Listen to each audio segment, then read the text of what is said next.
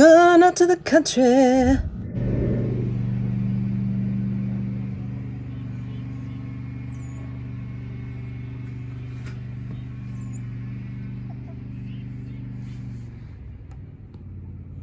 I'm in the hayloft.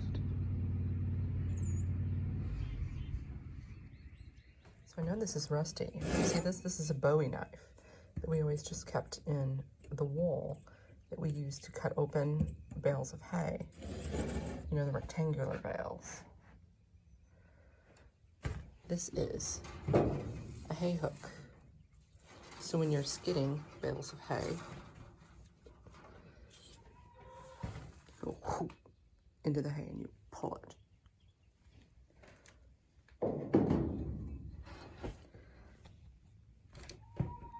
That is a desiccated broom. And I hear a chicken that's trying to lay an egg, I think. Yeah, and now we just keep boards up here.